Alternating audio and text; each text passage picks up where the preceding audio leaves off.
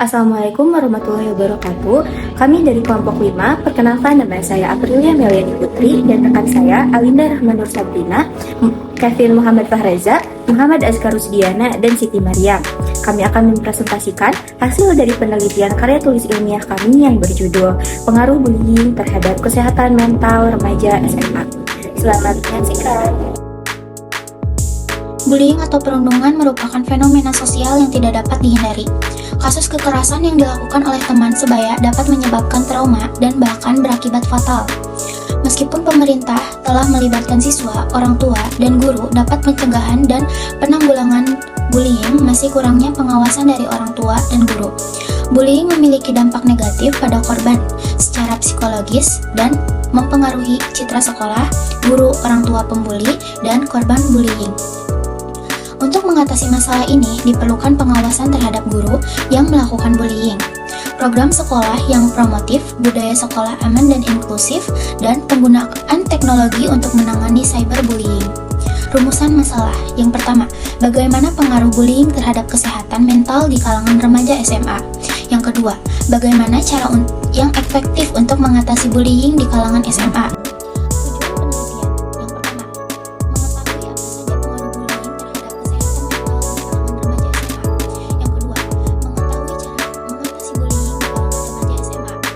Manfaat penelitian: mendapatkan informasi tentang pengaruh bullying terhadap kesehatan mental di kalangan remaja SMA. Yang kedua, mendapatkan informasi berkaitan dengan cara mengatasi bullying di kalangan remaja SMA. Menurut Kolorasi, bullying merupakan tindakan intimidasi yang dilakukan secara berulang-ulang oleh pihak yang lebih kuat terhadap pihak yang lebih lemah, dilakukan dengan sengaja dan bertujuan untuk melukai korbannya secara fisik maupun emosional. Menurut psikologi, bullying adalah perilaku agresif yang dilakukan dengan sengaja secara berulang-ulang dan dimaksudkan untuk melukai orang lain yang lebih lemah atau rentan. Macam-macam bullying. Yang pertama ada bullying fisik atau bullying yang dilakukan dengan kontak fisik dan biasanya meninggalkan bekas luka. Contoh, yang pertama ada memukul, menendang, menjegal, mencubit, mendorong, merusak barang berharga, mencoret-coret properti. Yang kedua ada bullying lisan atau verbal bullying yang dilakukan dengan kata-kata yang menyakitkan. Contohnya menghina, mengejek, mengolok-olok. Nah, yang ketiga ada bullying sosial. Bullying yang bertujuan merusak reputasi seseorang dalam lingkungan sosial. Sering tidak mudah dideteksi. Contohnya menyebarkan gosip atau kebohongan, mempermalukan, mengucilkan. Yang keempat ada cyberbullying. Bullying yang dilakukan melalui teknologi digital, contohnya mengirim teks, email, atau konten digital yang bernada mengancam atau kasar, menyebarkan kebohongan, mengucilkan dalam lingkup online, mengunggah konten pribadi tanpa izin. Jenis kesehatan secara umum, yang pertama ada kesehatan fisik, yang kedua kondisi tubuh manusia di mana setiap organ berfungsi dengan baik. Seseorang dikatakan sehat jika tidak merasa sakit atau keluh dan secara objektif tidak terlihat sakit. Yang kedua ada kesehatan mental. Definisinya kesehatan jiwa atau rohani yang meliputi pikiran sehat, cara berpikir yang baik, emosional sehat, ekspresi, emosi dan perasaan yang sehat. Spiritual sehat, rasa syukur, pujian, dan kepercayaan terhadap Tuhan Yang Maha Esa, termasuk menjalankan ibadah sesuai agama dan kepercayaan. Yang ketiga, kesehatan sosial. Definisi keadaan di mana manusia mampu berinteraksi tanpa membedakan suku, ras, dan warna kulit, menciptakan toleransi dan kesatuan. Indikator, cara seseorang berinteraksi dan mengambil sikap dalam menghadapi orang lain. Jenis-jenis penyakit mental. Yang pertama ada gangguan kecemasan. Definisi respon berlebihan terhadap sesuatu secara negatif seperti ketakutan dan kekhawatiran yang berlebihan. Contoh fobia, gangguan panik. Yang kedua ada gangguan mood. Definisi perubahan suasana hati yang ekstrim dan berkepanjangan. Contohnya depresi, bipolar, psikomatik. Yang ketiga ada gangguan psikotik. Definisinya kesadaran yang terganggu dengan gejala seperti halusinasi dan delusi.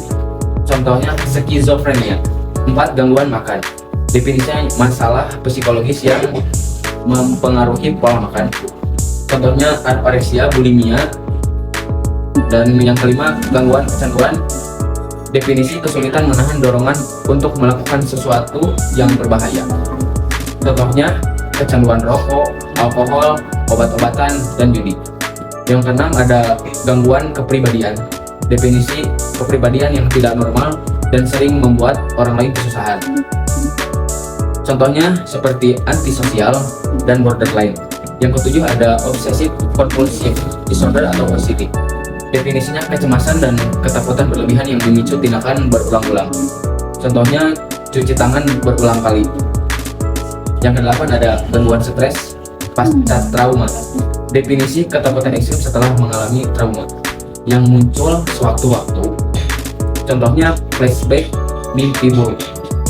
Kesembilan ada attention deficit hyperactivity disorder. Definisinya kesulitan fokus, impulsif, dan hyperaktif yang mempengaruhi aktivitas harian. Penyebab faktor genetik. Yang ke-10 depresi. Definisi episode panjang perasaan sedih, cemas, dan tidak bernilai seringkali berujung pada keinginan untuk mengakhiri hidup. Yang ke-11 ada factitious. Definisi factitious, penderita bertindak seolah-olah memiliki gangguan mental, sering menyakiti diri sendiri atau menjalani terapi yang tidak diperlukan. Kerangka pemikiran untuk dapat mewujudkan generasi emas, tentu saja perihal bullying adalah hal yang penting dan menjadi PR bersama agar ke depan tidak lagi terjadi tindakan perhubungan yang tidak manusiawi dan dilakukan oleh orang terdekat korban. Kolaborasi antara orang tua, sekolah, dan pihak terkait lainnya adalah hal penting dalam memutus mata rantai kejahatan bullying di kalangan remaja SMA.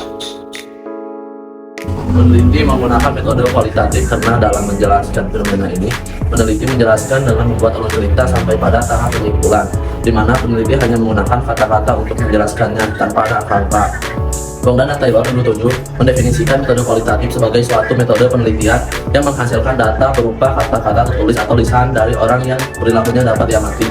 Tema yang diungkap peneliti ingin mengungkapkan dinamika psikologis remaja yang kerap menjadi korban bullying di sekolah. Tema yang akan diungkap: 1. Konsep diri korban terdiri dari karakteristik korban sehingga korban dapat menjadi sasaran pelaku bullying. Dalam hal ini, peneliti menggali informasi dari para korban berkaitan dengan bagaimana pola asuh orang tua di rumah, kondisi sosial di lingkungan tempat tinggalnya maupun tempat bermain, serta bagaimana interaksi korban selama berada di lingkungan sekolah. 2. Proses bullying. Dalam tahap ini, peneliti mencoba menggali informasi kepada korban saat korban menerima perilaku bullying beserta coping oleh para pelaku, baik itu bullying melalui media sosial, WA, atau yang dilakukan secara langsung. 3. Dampak bullying. Pada tahap ini, peneliti mulai melakukan identifikasi dan membuat hipotesis sementara dengan menggunakan beberapa aspek berikut: A. Aspek psikologis korban bullying. B. Aspek sosial korban bullying. C. Aspek akademis korban bullying. Melalui tema-tema tersebut, diharapkan peneliti dapat mengungkapkan dinamika psikologis remaja yang menjadi korban perilaku bullying di sekolah. Bukti penelitian dipilih berdasarkan informasi yang didapat oleh peneliti dari narasumber pertama. Adapun klasifikasi yang dipilih sebagai narasumber dalam penelitian ini adalah: A. Orang tua korban bullying. B. Remaja golongan anak-anak di SMA, Kecamatan Tanjung Sari. D. Siswa-siswi yang pernah menerima perlakuan bullying fisik, misalnya dipukul, dipalak, ditendang, dicubit. Bullying psikis, misalnya dikucilkan, dipermalukan di depan umum, dipandang sinis. Atau bullying verbal, misalnya dimaki, diejek, diberi julukan, dibanding-bandingkan oleh guru. 1. Wawancara. Wawancara menurut Sugiono menyatakan bahwa wawancara digunakan sebagai teknik pengumpulan data jika peneliti ingin melakukan studi pendahuluan untuk menemukan permasalahan yang harus diteliti, serta juga apabila peneliti ingin mengetahui hal-hal dari responden yang lebih mendalam. Dalam wawancara ini, peneliti ingin mengetahui A. Hubungan korban bullying dengan keluarganya. 2. Angket menurut Sugiono 2007. Angket atau kuesioner merupakan teknik pengumpulan data yang dilakukan dengan cara memberi seperangkat pertanyaan atau pertanyaan tertulis kepada responden untuk dijawab. Kasus bullying di SMA Kecamatan Tanjung Sari tahun 2024, sebagaimana yang kami ketahui dari hasil wawancara yang sudah didapat dari kalangan anak remaja SMA di Kecamatan Tanjung Sari, sebagian besar dari mereka 54,5% mereka memiliki self-love yang kuat terhadap diri mereka sendiri. Hal tersebut terlihat dari jawaban mereka saat peneliti mengajukan pertanyaan tentang kekuatan diri mereka sendiri, sebagaimana pada diagram 4.1. Namun demikian, dari jawaban pertanyaan yang sama, peneliti pun mendapatkan bahwa dibalik angka 54,5% anak remaja remaja yang memiliki boundaries terhadap diri mereka sendiri sehingga tidak bisa seenaknya dipermainkan atau direndahkan oleh teman yang lain. Ada juga sekelompok kecil anak remaja di kalangan SMA Kecamatan Tanjungsari yang memiliki boundaries yang lemah. Hal tersebut bisa dilihat dari arsiran merah pada diagram di atas. Hal ini nampak sangat berbahaya karena celah inilah yang dapat berdampak fatal bagi mereka. Biasanya, para pelaku bullying akan memanfaatkan kelompok-kelompok minoritas ini sebagai keset mereka yang bisa diperlakukan seenaknya. Contoh diperintahkan memberi makanan, mengerjakan tugas, dan lain sebagainya.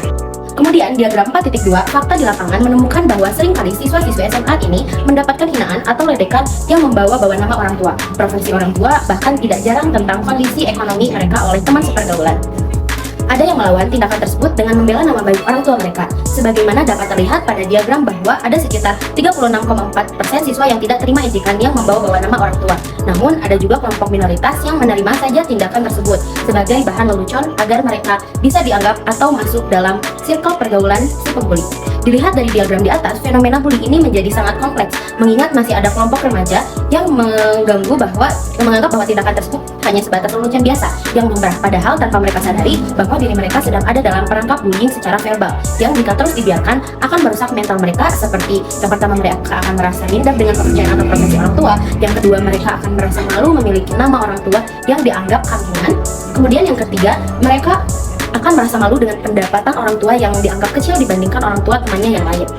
Perilaku-perilaku sebagaimana disebutkan di atas bukan merupakan sesuatu yang tabu saat ini. Terjadinya kekerasan terhadap orang tua yang dilakukan oleh anak juga merupakan implikasi dari mental yang mulai terganggu oleh hinaan-hinaan sederhana yang dilontarkan oleh teman sepermainannya, sehingga secara tidak sadar si korban akan melampiaskan amarah kekesalannya kepada orang tua yang dianggap lemah dan bikin malu.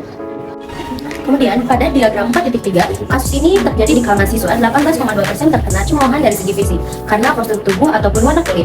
Hal tersebut membuat korban menjadi tidak percaya diri dan selalu membandingkan diri dengan orang lain yang menurutnya sempurna. Berdasarkan hasil wawancara dengan narasumber AS, ia mengatakan bahwa awal mula dirinya menjadi korban bullying secara verbal. Awal mulanya saya tidak berpikir itu adalah perilaku bullying karena pelaku hanya memberikan saya julukan si gendut, namun kian hari julukan yang diberikan kepada saya bertambah menjadi si gendut dekil dan sebagainya. Sekarang saya mengerti bahwa tindakan mereka itu termasuk bullying secara verbal. Sebanyak 27,3% siswa tidak melapor dari perlakuan tidak baik yang telah ia dapatkan dari pelaku korban bullying. Korban mungkin mulai percaya bahwa mereka layak menerima perlakuan tersebut sehingga merasa tidak perlu melaporkan karena menganggap itu adalah kesalahan mereka sendiri.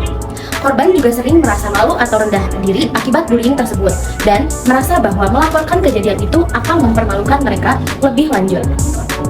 Gambar 4.4, kebanyakan korban khawatir bahwa jika mereka melapor pelaku bullying akan mengetahui dan meningkatkan intensitas atau kekerasan dalam tindakan mereka sebagai bentuk balas dendam. Korban juga mungkin tidak percaya bahwa melaporkan insiden bullying akan menghasilkan tindakan yang efektif dari pihak berwenang seperti guru atau orang tua, dan juga mereka merasa kurangnya dukungan dari sekitar yang membuat mereka merasa sendirian dalam menghadapi situasi tersebut. Korban AS selalu mempertanyakan dan tidak mengetahui apa alasan dibalik pelaku melakukan tindakan bullying terhadapnya, karena korban merasa pelaku bukanlah orang yang mempunyai kedudukan tinggi ataupun mempunyai latar belakang yang sangat berpengaruh bagi dirinya. Akhirnya terbesit pada benak korban AS untuk melaporkan apa yang telah terjadi pada dirinya atas perilaku temannya kepada guru BK. Namun, bagi korban AS, ia memiliki tekad yang kuat untuk menghilangkan kejadian bullying yang menimpa dirinya. Ia tidak takut melapor pada guru BK, walaupun tidaklah mudah karena butuh persiapan yang matang seperti konsekuensi yang akan ia hadapi ataupun respon yang kemungkinan tidak sesuai dengan apa yang ia harapkan. Setelah ia memberanikan diri untuk melapor, akhirnya respon guru BK sesuai dengan apa yang korban AS harapkan. Tidak butuh waktu yang lama, 1 hari setelah melaporkan, para pelaku dipanggil ke ruang BK dan diberikan hukuman yang membuat mereka jera untuk melakukan hal yang sama lagi pada korban AS. Siswa bisa menjadi korban pemalakan atau bullying fisik 4,6% seperti dijambak dan dipukul. Biasanya pelaku cenderung menargetkan siswa yang dianggap lemah, berbeda atau kurang mampu membela diri. Siswa yang lebih introvert, memiliki kepercayaan diri rendah, atau memiliki perbedaan fisik atau sosial sering menjadi target. Diagram 4.5, korban AS selain mengalami bullying verbal, ia pun terkena bullying fisik seperti dijambak dan ditendang di bagian kaki ketika korban AS sedang beradu argumen bersama pelaku.